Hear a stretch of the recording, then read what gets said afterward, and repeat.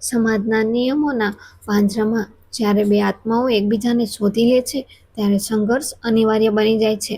આ વાર્તા છે મીરા અને કાવ્યાની, જેમણે માત્ર એકબીજાને પ્રેમ નથી કર્યો પણ પોતાના અસ્તિત્વ સામે એક મોટી લડાઈ લડી છે. મીરા એક શાંત અને વિચારોમાં ખોવાયેલી રહેતી છોકરી, જે નાનપણથી જ બીજા કરતાં થોડી અલગ હતી. તેને ક્યારેય એ દુનિયા આકર્ષી શકી નહીં જે સામાન્ય રીતે એક છોકરી માટે નક્કી કરવામાં આવી હોય. બીજી તરફ કાવ્યા ઉત્સાહી, કલાપ્રેમી અને પોતાના સપનામાં જીવનારી. બંનેની મુલાકાત એક કોલેજ પ્રોજેક્ટ દરમિયાન થઈ હતી. શરૂઆતમાં જે સામાન્ય મિત્રતા હતી તે ધીમે ધીમે એક ગાઢ સંબંધમાં બદલાવા લાગી. એકબીજાની આંખોમાં જોવું, કલાકો સુધી વાતો કરવી અને એકબીજાની હાજરીમાં જે સુરક્ષા અનુભવાતી હતી તે પ્રેમ હતો. પણ આ પ્રેમ સામાન્ય નહોતો, કારણ કે સમાજની નજરમાં આ એક ગુનો કે બીમારી હતી. જ્યારે મીરા અને કાવ્યાએ પોતાના દિલની વાત એકબીજાને કહી ત્યારે ખુશીની સાથે એક અજાણ્યો ડર પણ સાથે આવ્યો, અને એ ડર સાચો સાબિત થયો જ્યારે કાવ્યાના ડાયરીના પાના તેની માતાના હાથમાં આવ્યા. આ શું પાગલપન છે? તું વંશને અને પરિવારની આબરૂને માટીમાં મેળવી દઈશ. ઘરમાં તોફાન આવી ગયું. કાવ્યાને રૂમમાં બંધ કરી દેવામાં આવી, તેનો ફોન છીનવી લેવામાં આવ્યો.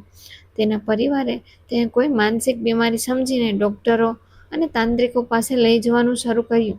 તેને સતત માનસિક ટોર્ચર આપવામાં હતું કે તે સાજી થઈ જાય. બીજી તરફ મીરા પર લગ્ન કરવાનું ભારે દબાણ કરવામાં આવ્યું. તેને લાગતું હતું કે તેનો શ્વાસ રૂંધાઈ રહ્યો છે. સમાજના ટોણા, સગા સંબંધીઓની શંકાસ્પદ નજરો અને પોતાના જ પરિવારનો અસહકાર બંને છોકરીઓ માટે જીવન નરક સમાન બની ગયું હતું. એક રાત્રે જ્યારે કાવ્યા પર તેના લગ્ન નક્કી કરવાનું દબાણ હદ બહાર વધી ગયું ત્યારે તેણે ઘર છોડવાનો સાહસિક નિર્ણય કર્યો. તેણે કોઈક રીતે મીરાનો સંપર્ક કર્યો. મીરા પણ પોતાના ઘરના બંધનો તોડીને માત્ર એક નાની બેગ લઈને નીકળી પડી. તેમની પાસે બહુ પૈસા નહોતા, ન તો કોઈ ઘર હતું. એક અજાણ્યા શહેરમાં બે છોકરીઓ માટે એકલા રહેવું ખૂબ જ મુશ્કેલ હતું.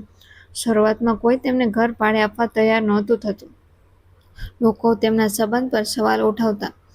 નાની મોટી નોકરીઓ કરીને જેમ તેમ ગુજારો કરવો પડતો. પોતાના જ પરિવારને મૃત માની લીધી હતી અને સંબંધો તોડી નાખ્યા હતા. ભૂતકાળના ઘા અને ભવિષ્યની ચિંતા સતત તેમની સાથે રહેતી હતી. ઘણી વખત એવા દિવસો પણ આવ્યા જ્યારે તેમની પાસે માત્ર એક પેકેટ બિસ્કિટ હતું, પણ એકબીજાનો હાથ પકડીને તેમણે એ રાતો પણ કાપી નાખી.